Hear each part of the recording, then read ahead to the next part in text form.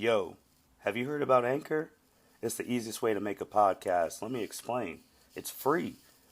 There's creation tools that allow you to record and edit your podcast right from your phone or computer. Anchor will distribute your podcast for you so it can be heard on Spotify, Apple Podcasts, and many more. You can make money from your podcast with no minimum listenership. It's everything you need to make a podcast in one place. Download the free Anchor app or go to anchor.fm to get started.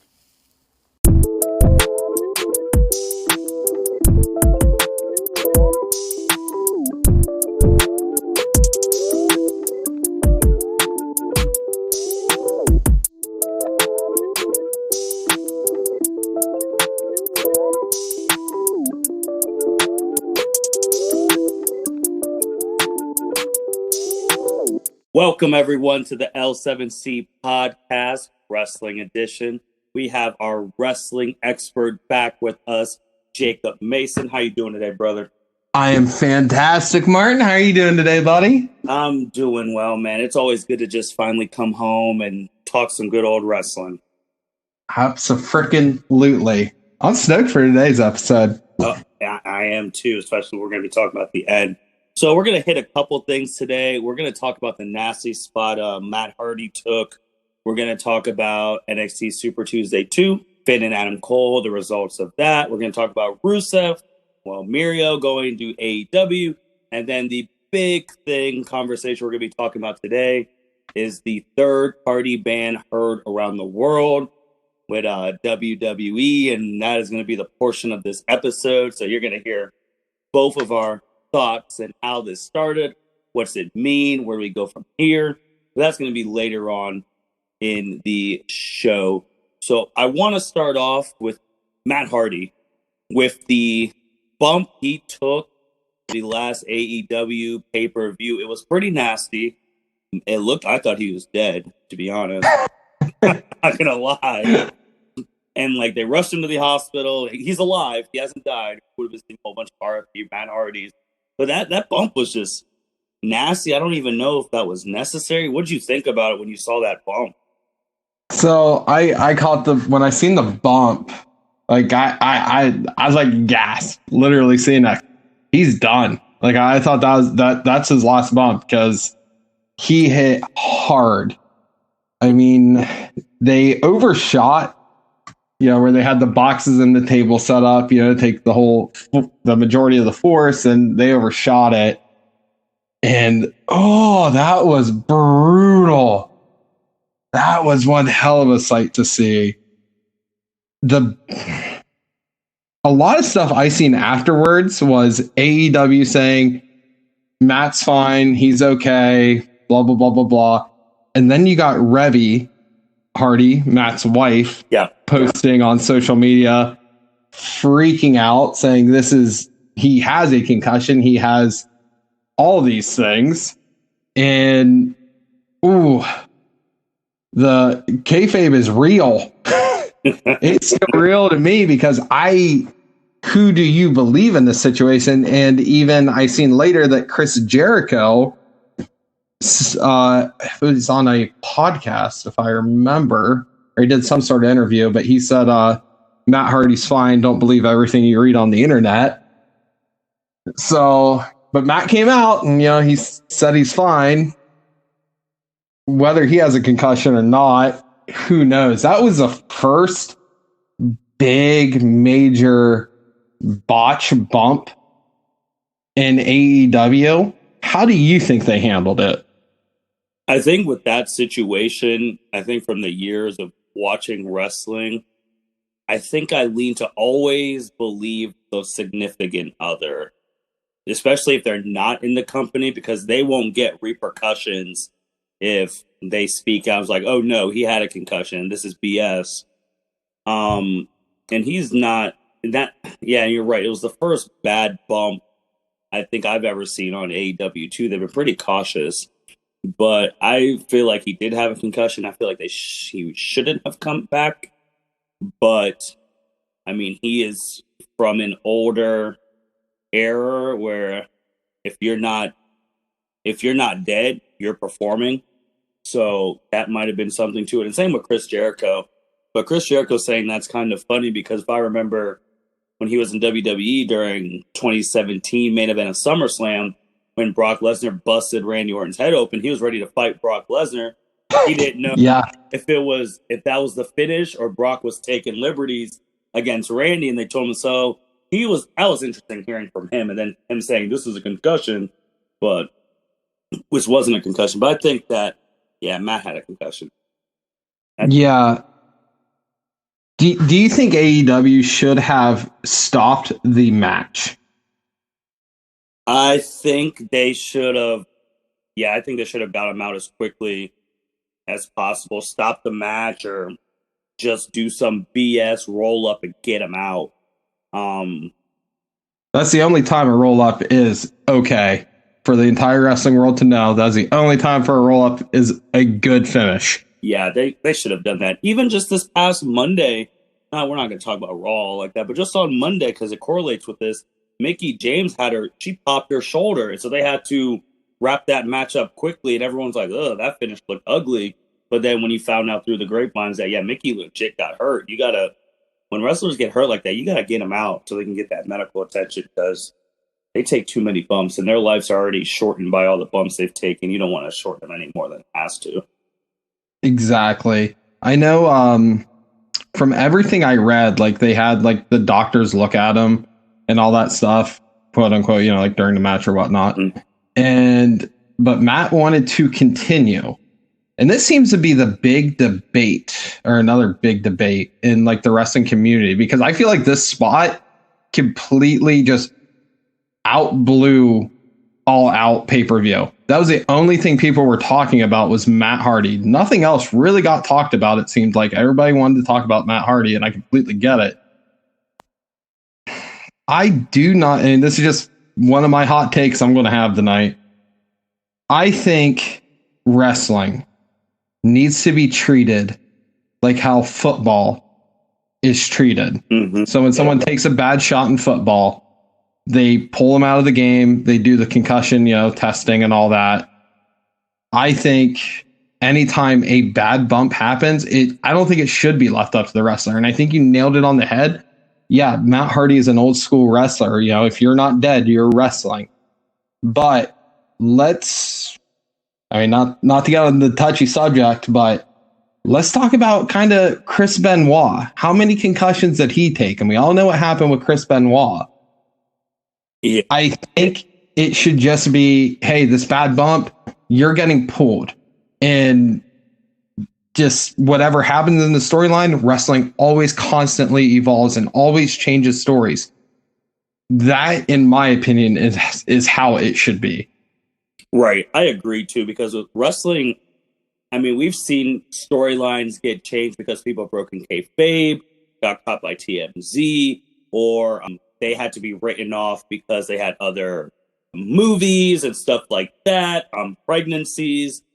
So they're super creative. They're some of the best creative minds on the planet. So when someone gets hit like that, you guys can work around that story, but you got to get that guy or girl checked out because, that's long-term success that you're losing if they have to be out for an extended period of time. And I think they're getting better. I was shocked this past January when Edge came back from the Rumble. It's like neck, or when Daniel Bryan came back. Still haven't seen Paige come back because she got messed up. And I feel like if you don't have maybe 3 to 4 doctors saying that you can come back, they don't have you come back. So I agree with the football thing. The only thing would be hard is that they can't. I don't know if they'll be taking them out every mid-match, but the roll-up, get them out, have a tent ready. I think they should have a tent ready, next to the announcers. Maybe not so close that you see them on TV, but they should always have medical right there. I don't think they do. They always come running from the ramp. But that's what they need going forward. I agree 100% because that was a hard bump. That was a scary bump. I'm glad Matt Hardy's okay, but I think Matt Hardy needs to just look out after his 3 kids and his wife, and wrestling can be on the back burner. he's a legend. He's going down as a legend. There's no doubt there. Just be safe. I mean, I understand AEW is certainly doing way more risky things than WWE, and I'm glad, but just do it in that safe way. That way, when something bad happens, hey, whatever the case is, because what was it? Matt was going to leave AEW if he lost a match. Yeah. Like, how many people have loser leaves town match, shows up, X amount of time later. Mm-hmm. And, that could have been a storyline of, you didn't beat me. You just damn near broke my neck. Yeah. Let's have a real match, just shows up later, surprises Sammy and calls it a day. Yeah, I agree. And I think, like you even brought up, that's the only thing I even remember from that pay-per-view, even though there was a mimosa match, which I think it's funny that Chris Jericho was the one partaking in that, but then he would talk about some things that WWE did, which were dumb, but a mimosa match is a little bit too much for me. But I guess going forward, just to say on AEW, they had a new superstar debut since the last time we recorded together, and it was Mirio, aka Rusev, and I was shocked. I didn't think he was coming back to wrestling for a bit. I thought he was going to take some time off with his games and all of that, but he showed up, and he's the best guy, Mirio, and I was like, good for him. I hope they utilize him. He's a great talent. What did you think about Mirio / Rusev coming to AEW? I was shocked to see it, but I was happy to see it. Rusev Miro, we all know he's great in the ring. Sure, he always had Lana as a mouthpiece for 99% of his career, but he's always been entertaining. I really think WWE let him down because Rusev was so hot when the Rusev Day was happening. I mean, that was one of the most over things in that time, in my opinion. And they just crapped all over it. So to see him show up, he's going to be with Kip Sabian and Penelope Ford. I don't know a ton about Kip Sabian, to be completely honest, but I'm excited to see what he does. I mean, I think he's just going to come out and just beat the hell out of people. But we all know him, he can have great matches with Cody Rhodes and Brody Lee and Moxley. I mean, he's already had matches with them. Plus is he going to be in a tag team? Is he going to be a singles guy? What's he going to do? I'm excited to see what happens. Yeah, I think with Rusev, just to make that parallel to football as we're navigating through COVID, and when people opt out and you're like, ooh, so-and-so opt out. Like the bigger teams get things, and then we're just like, oh, now Rusev's at AEW. They already had Dean Ambrose, Jericho's there, Luke Harper for their WWE names are there. So now Rusev is like, all right, more and more people are going to AEW. They're opening up the pocketbooks. I just wonder if they can continuously pay these guys and girls close to the amount of money they were making at WWE. And yeah, Rusev's first run when he was with WWE, he was undefeated until WrestleMania 31 when he lost the U.S. title to John Cena. I know back then everyone was like, I don't know about that. But then when you saw the U.S. Open title run, it all worked out. But yeah, it's Rusev.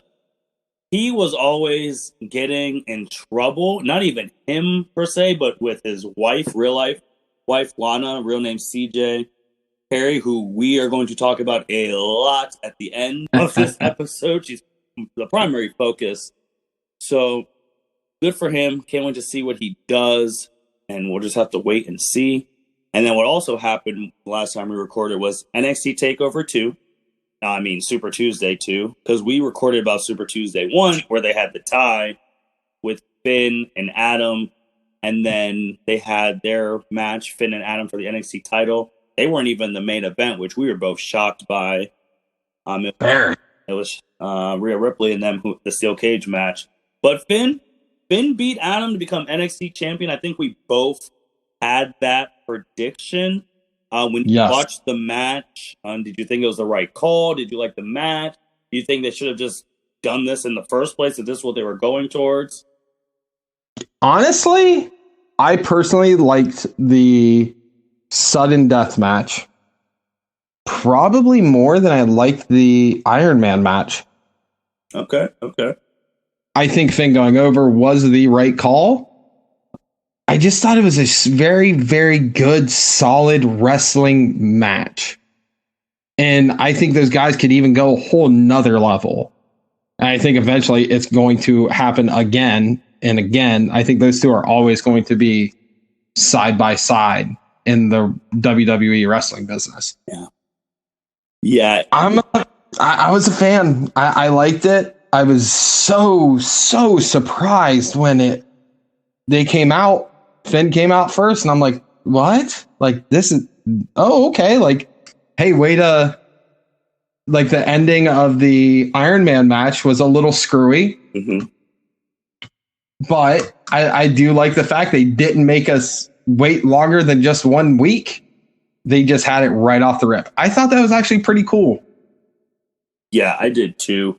And I really do like the matches where it's just like it's him versus him, no BS, no stables. Let's just see who the better wrestler is and let's put on a show. I do like last man standing. Like I like the gimmick matches too, but when it's just two dudes or two girls going at it and there's no distractions and it's a clean finish, I really do enjoy those matches. And now with Finn as champion, it opens up a lot of different avenues. I think that's the reason they couldn't go with Adam, because Adam was champ for almost 2 years. So with Finn as champ, you have him versus Massa, Gargano, Damian Priest. Like there's a whole slew of people where Finn can fight as champion. And shoot, later down the line, Adam could get the rematch if he's staying at NXT, if he's not moving up anytime soon. So I think the door is wide open with Finn reigning as champ again. Absolutely. I do not predict Adam Cole moving up until the absolute minimal of after WrestleMania. Yeah. He would be a great surprise at like the Royal Rumble. And then snag the Intercontinental title at the lazy booking 6-man ladder man matches they have. The lazy Intercontinental 6-man ladder match, first match on a WrestleMania. He'd be a perfect one to win that. Before we go into the third party stuff, there was another thing I wanted to bring up that was said by one of our favorite guys, Phil Brooks, aka CM Punk. He's another one. I know we talked about this a couple podcasts ago with Triple H telling Ryback that there wasn't going to be another big superstar since John Cena. But then CM Punk, he didn't say John Cena's name when he said his thing, but he basically said the same exact thing, that there's nobody he sees as the next megastar in wrestling. So I have two questions for you. One, what would you define as a megastar in wrestling, and do you think that he is wrong? So when I think megastar, I think of the crossover, the guy who does the main events, but also does all of the public appearances, like on the Today Show, or does movies, when you think back to when WWE was the hottest during the Attitude Era, your two megastars was Stone Cold Steve Austin and The Rock. And they did everything, both in and outside of the ring. So that's what I think. Both Stone Cold and both The Rock have done movies. The Rock has certainly done more movies and better movies, I would say. But do I think CM Punk is wrong? Absolutely. Okay. And I hate that I'm about to say these words. I mean, it hurts my soul to say it. But there's technically, I think, two options for a homegrown megastar in and out of the ring. And that is, one, Roman Reigns. Oh, He's already done movies with his cousin The Rock. oh, okay. He runs everything in WWE, whether we like it or not. Oh, I mean, we've come to terms with that, 3 years ago? I'm still not at terms with it. You don't understand. If you're a diehard Cult of Bray Wyatt fan, you'll never really come to terms with it. You just try to accept it and move on. Mm. But the next one who could do, I think, the megastar, I guess I'm going to say the next one, but I also have kind of a quarter person who has done it, hasn't done it full time, would be Charlotte would be the next one. Let's face it, when Charlotte comes back, she's going to run the show. There's no doubt. Charlotte, has the look the it look that everybody likes. And I could see her being the next megastar. Why, could it be a woman? Absolutely it could. I don't see why not.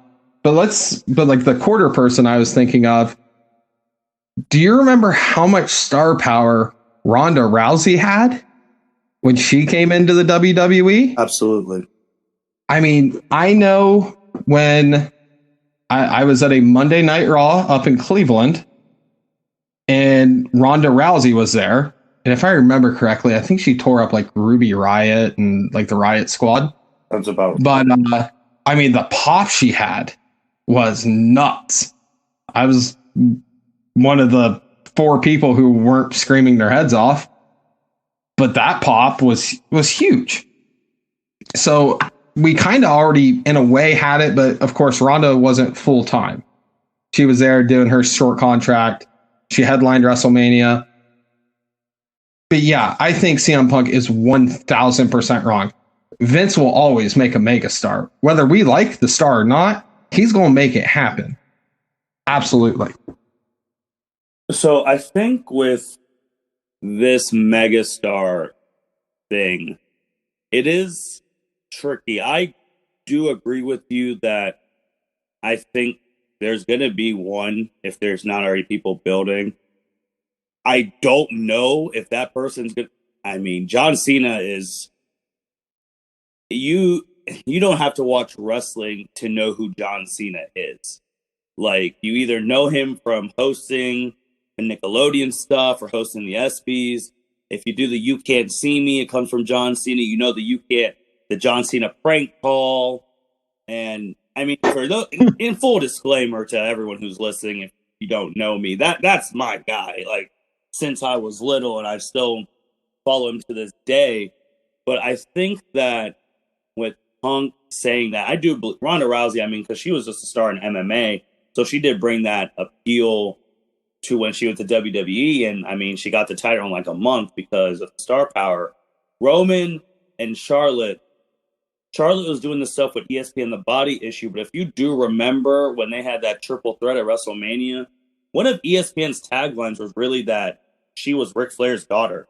It didn't even have multiple times, and she called him out on it. So that wasn't. I forgot about that. So that wasn't a work. That was a shoot. She was really mad that they disrespected her like that and they had everyone else's credentials. But I think the biggest thing with CM Punk saying that is if you went to a non-wrestler and you said, "Do you know who Roman Reigns is?" Because even with the movies that he was in with The Rock, he wasn't credited as Roman Reigns. I think he was credited as his real name, Joe. So you'd be who the heck is that? So that's the thing. But I do agree that there's always going to be that next mega star. But is it going to be to the point of the last mega star? That's always remains to be unseen. Because even as big as John Cena is, and I love that man. I mean, he's super big. He's not as big as The Rock. I mean, The Rock's the biggest star probably in culture-wise, mainstream in wrestling history. Everyone knows who he is. So, I don't know. I think that you're right that there'll be another megastar, or they're already building up. I thought, personally, the 2, outside the ones you already said, Daniel Bryan during the Yes movement in its peak, because you had arenas and sports arenas doing the Yes chant, when their teams were playing. Mm-hmm. And I think also Becky Lynch, I felt like she was really, really, really ascending. When she had the bloody nose, the official donning of the man, that was mainstream. The way she went at Ronda Rousey on Twitter, she was one building too. I don't know how that heat's going to be when she comes back, if it's going to be the same flames that she can light up or it's going to be dull now. But those were the two I can remember recently, like the Daniel Bryan Yes movement and the Becky Lynch the Man were peak building of mainstream stars. I'm going to disagree with you on the Daniel Bryan one. Really? I am. And here's why, because you're completely right about everybody was doing the yes chant. I mean, I have a Pittsburgh Pirate shirt that has yes, yes, yes on it. But could Daniel Bryan be a megastar? Absolutely. Do I think he wants to be? No. I think Bryan wants to live in like a little cottage somewhere in the Northwest and just be with him and his kids and his wife. I just don't think that's what he wants. But I completely get where you're coming from on everything else on that, on saying Daniel Bryan. It makes sense, but I just don't think Bryan wants that for his life. He's a super simple dude. That's why I think that's why he resonated with so many people. Is he's just a dude who just likes wrestling and he wants to save the earth. To push back a little bit on the Daniel Bryan thing, yeah, I agree. He is a super simple dude, but he's also a super simple dude with a very attractive wife who's always in the spotlight with her sister, because those two, the Bellas, are trying to be those omega big stars. If you do remember, WWE had Total Divas, and then they gave the Bellas their own show. Oh, trust me, I've watched both Divas and Bellas. No shame in this game. So, yeah, you make a very great point on that. So, like, he's the normal dude who's getting, which, think about it, I don't even know how that storyline works. He's the normal dude who's getting kicked around, but then has the hot wife at home. So it's like, is he really getting kicked around? Now, if you think about it years later. But yeah, but with Total Divas and Total Bellas, it comes right to what you just said. Vince and them will do whatever it takes to get these people in the mainstream if they can benefit from it. So you're right on that. But when it doesn't benefit them and it hurts the company, they say, F all that. We're shutting it down. And that is the segue to the main part of this podcast. If you guys have been living under a rock, about a week or so ago, WWE came out of nowhere and basically said, we're banning all third party. You can't be doing stuff with other people. Like, no, it's a wrap. You work for us. You're only doing stuff for us. And when you think of third party stuff, it's like no more Twitch, no more getting endorsed by some company on Instagram, no more doing these random commercials or YouTube ads.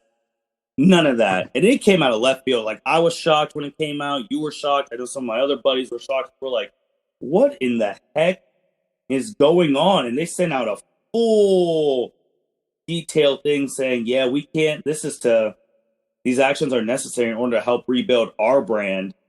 So I want you, Jacob, to just tell the audience how this came to be. Okay, so when, like Martin said, when all this came out here in left field, I put on my detective cap and I said, what the hell happened? Because something big happened, because the WWE doesn't just blow up like that. I mean, they've done a lot of dumb stuff, but they were saying that you couldn't use your wrestling name, and in that WWE also owned your real name. Mm-hmm. That is what got me more than the, hey, you can't do third party stuff. It's a, we own your real name. I'm like, you don't own people's real names. I mean, look at Ryback. He literally changed his names from Ryan Reeves to Ryback Reeves. Like, nah, you don't own people's names. But so after some investigating, we found out that there was one main culprit followed by a second lesser of a culprit. Turns out Lana, Rusev, Miro's wife, CJ Perry, decided to do a Bang Energy commercial. Not one, but she did two.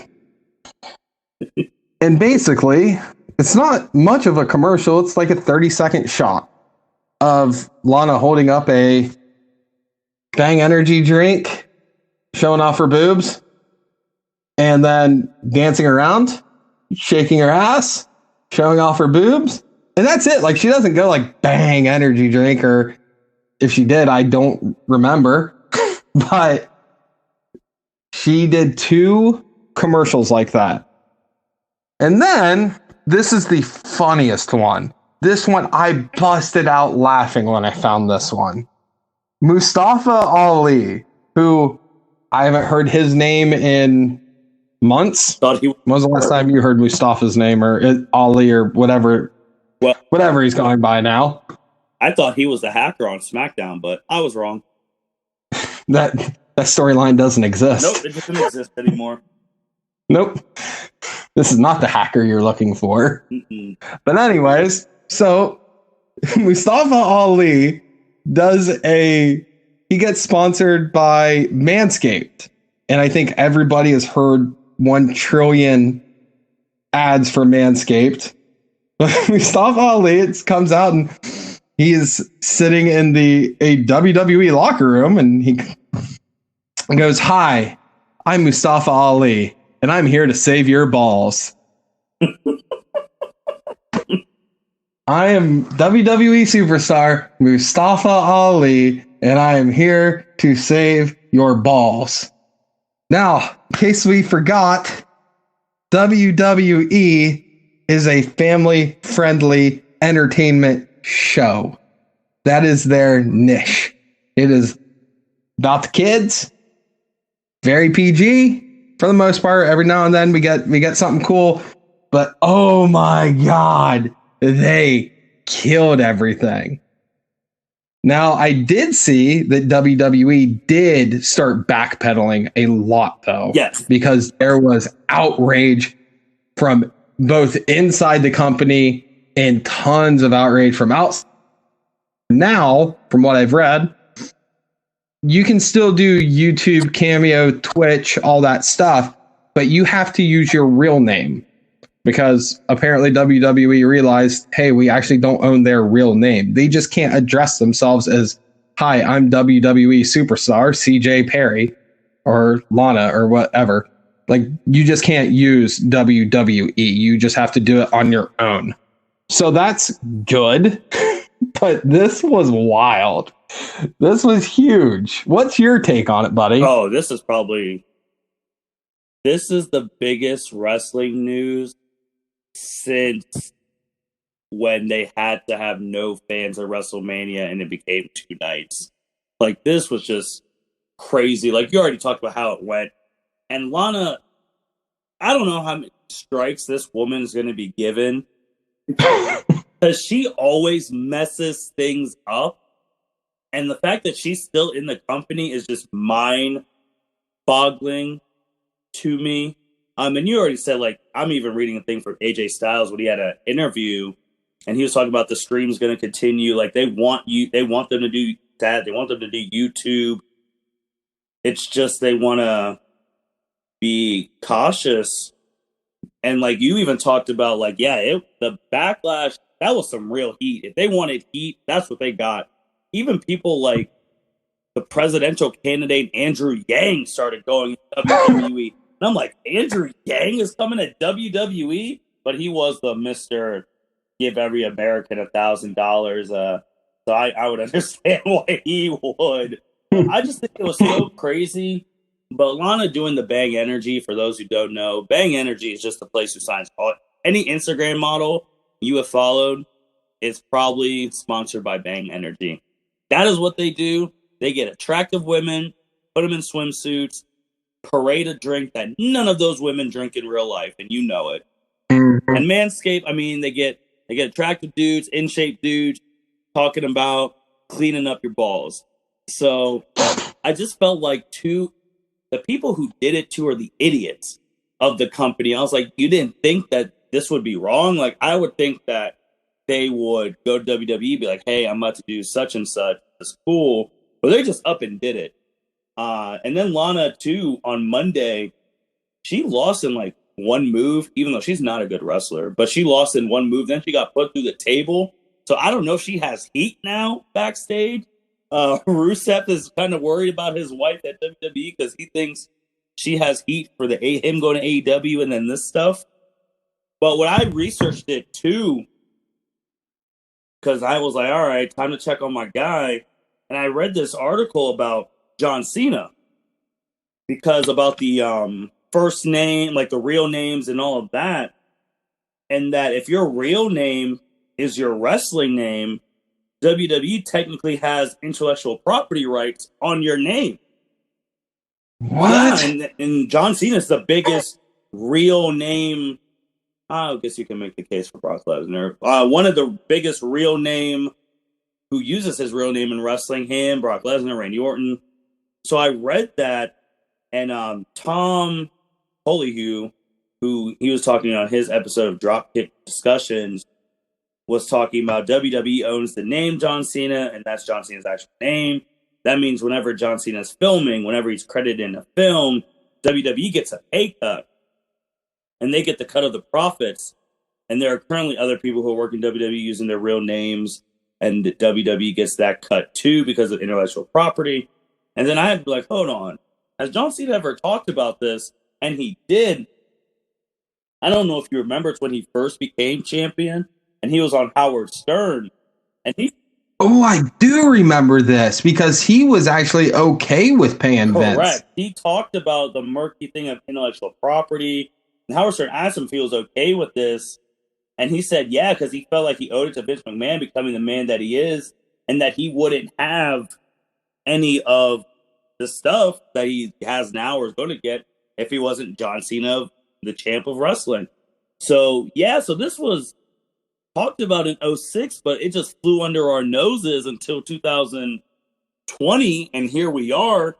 And then you think of someone like The Rock, who he owns his whole name. There's an interview, I think, with Howard as well, where he talks about, no, I own The Rock name.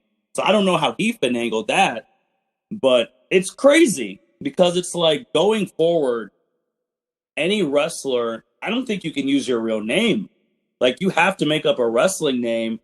Because if you do your real name and you leave, then they're going to get a cut of it. And if you leave on bad terms, then they still get a cut of it. So this is crazy. It's like, and I was so excited to actually talk to you about this because, like, going forward, you got to watch what you name yourself in wrestling. And then just to go off that too, with the Pages and the Selena Vegas, when they get on Twitch, I mean, I don't even know if they're good at video games, but they wear sometimes less gear than they do in the ring and than they do when they're doing their Twitch streams. So they know what they're doing to get these followers, and I don't know if WWE is okay with that. So that was another thing. I think it's geared towards the women because they make less than the men, and they're trying to compensate for that. But they also they'll promote Xavier Woods' YouTube channel. They'll promote those things, promoting Alexa Bliss's podcast she's starting or Corey Graves' stuff. But when you do some scandalous stuff like that, they'll be the first ones to cut you out. And we saw that AEW already took a swipe at them. They're taking all sorts of shots. Talking about our AEW superstar and Twitch streamer, Penelope Ford. Make sure you check out her Twitch on our official channel. Or Mirio, a.k.a. Rusev, taking sweats saying, I love my video games. I'm still going to be playing my video games. I'm glad to be with a company that allows me to do both and won't get in trouble. Like, it's wild. Oh, even on Being the Elite, the YouTube show, yeah, Brody Lee just did a whole thing with the Dark Order where he was screaming at them for being on Twitch and YouTube and everything else. And I mean, it was funny stuff, but they're just taking jabs which, hey, it's good stuff. I like it. It's very, very interesting. So now I'm thinking of a person like Brock Lesnar. That's his real name. Now I want to know what his contract was like. Did Brock Lesnar get his name before WWE did? Because Brock Lesnar left. He was in Japan winning the championship there. He was in UFC doing all those things. And I know WWE was not getting a cut of that money. So I want to see how that is. Or someone like Randy Orton. Who else is using their real name right now? Johnny Gargano. That's his real. Is Tommaso's real name Tommaso Ciampa? And Adam Cole. That's not Adam Cole. Is that his real? No, Adam Cole. God, his name is actually hilarious. His real name. Let me find this here. It's it's Adam Cole. It's Austin Jenkins. Oh goodness. So yeah, I mean, no offense, Austin Jenkins, but that's not a wrestling name.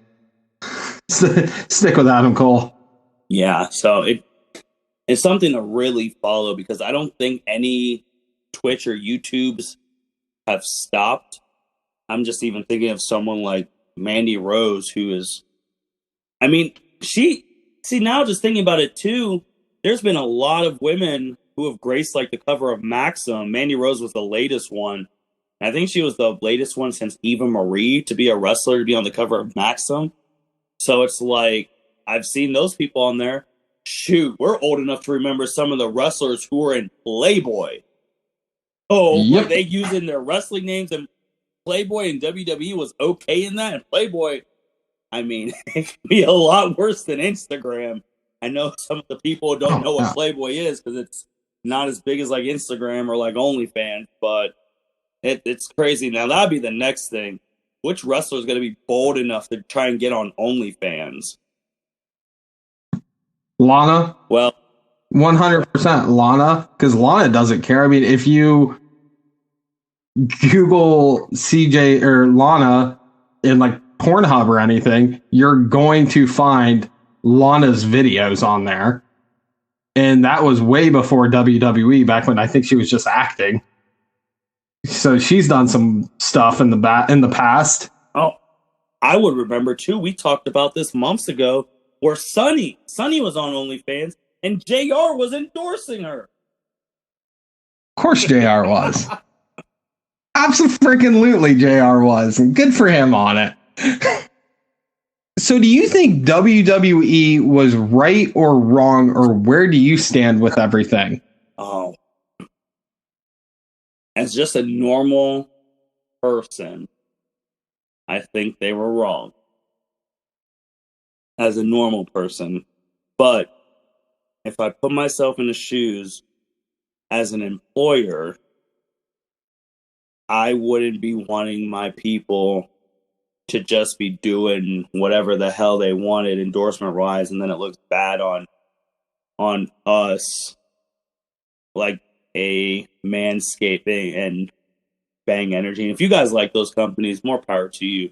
I don't have anything really against them. I just know what they're about. Like, come on now. So that's what's really tough for me. Because I'm like, if I'm Vince, I can't have Lana just promote some garbage. And you're using your wrestling name. And they look you up. And then they find your profile on our website. And I guess it's consistent too of what they do. Because, I mean, if they don't like you, you're just cut. You're out. Period. If you do something stupid, you're out. You don't see, I mean, even you think of someone like Big Cass. Big Cass really got the boot for them because he was bringing politics into the locker room. Yeah. So they try and keep as neutral as possible. So I don't know. As a person, I think they're wrong and they've been backtracking. But as an employer, I can see how they did it. But just saying ban everything, that was bad press. Bad. What do you think? I agree with you. I think when they first announced all this stuff, I think they were 100% in the wrong.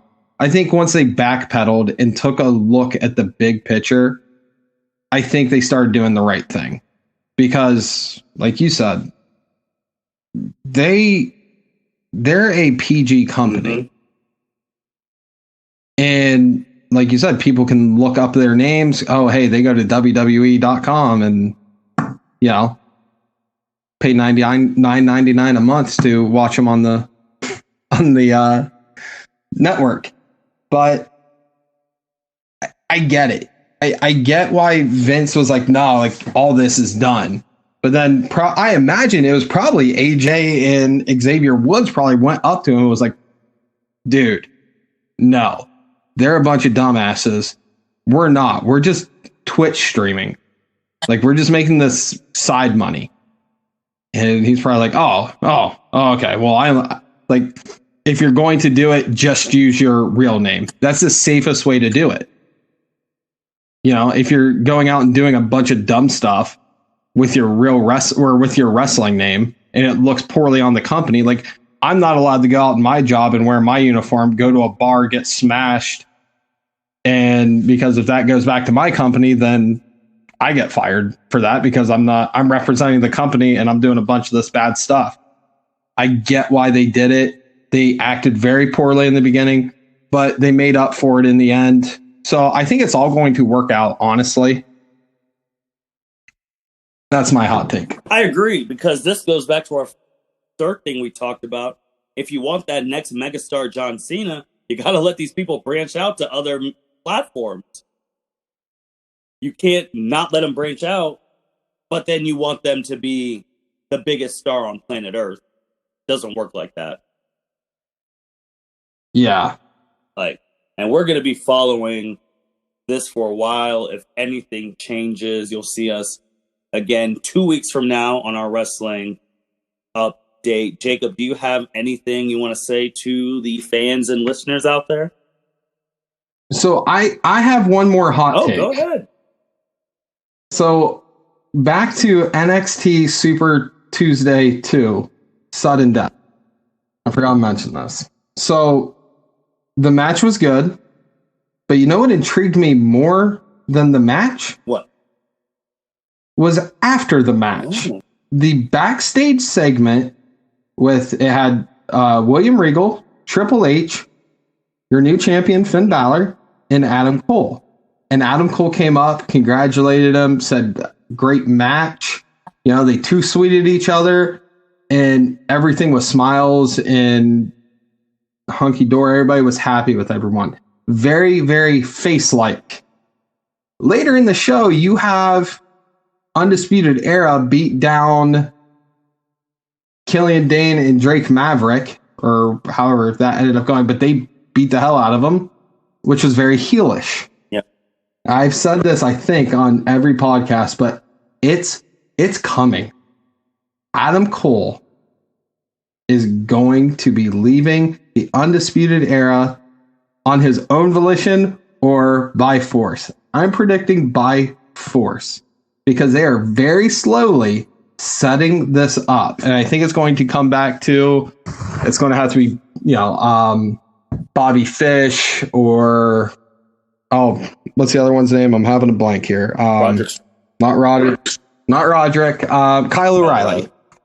I think it's going to be Kyle O'Reilly that's going to take him out because Undisputed Era lost or wasn't able to win that tag title match because of the whole Pat McAfee, Adam Cole angle. They lost the match because of all that crap.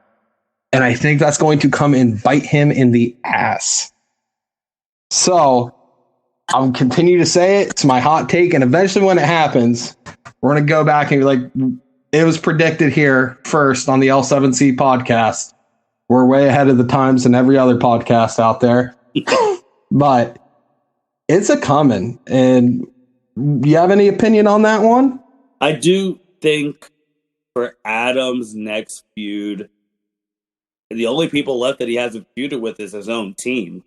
So I do think that would be a very logical thing.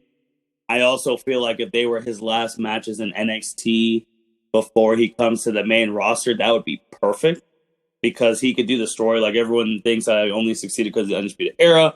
Well, I'm going to flip the bird to them and I'm going to make it on the main roster. I think that would actually, that would lead to a great storyline if they keep it slowly building, let it explode around winter time, and then him on the main roster by the spring.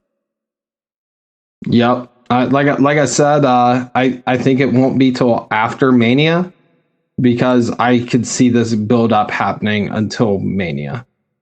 If you I don't know if you know this, but him and Kyle O'Reilly, they had some awesome matches in Ring of Honor back in the day. Like, they can tear the house down. So it's a coming. I'm predicting it. That's my big hot take of the night. Other than that, thanks again for having me on. I love this stuff. I do one more quick thing, because you brought up Tuesday, the Super Tuesdays. The ratings have been really good. They've been close to 800,000, close to 900,000, and AEW has been doing really well on their Wednesdays. Is that something that WWE later down the line is going to think about? Instead of doing this Wednesday night war, let's just move to Tuesday. 100%.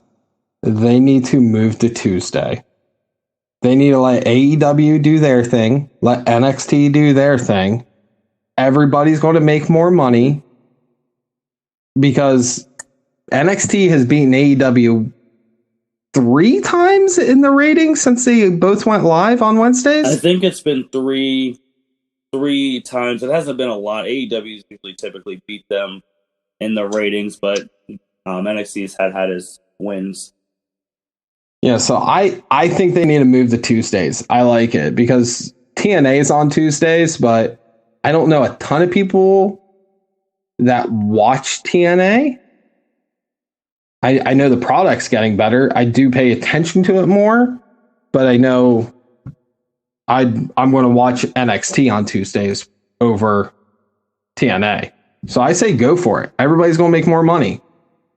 It's a no-brainer, in my opinion. Yeah, I think we're going to have to, maybe next 2 weeks from now, we really go through the pros and cons of that. And yeah, I really enjoyed this episode. We had a lot of good contact, especially this third-party stuff, because this is just wild. And everyone, thank you for listening. Make sure you check out our other wrestling episodes. You can just go scroll through and you'll see them. We're talking wrestling every 2 weeks, so you can count on us to give you the latest in wrestling news across WWE, AEW. We haven't hit New Japan yet. We're going to hit them soon. And oh, yeah, G1 starting up in 2 weeks. We're going to bring them up. And we're going to... TNA, I mean, laughable, but it's still wrestling. Ring of Honor. We're going to be bringing you all that stuff.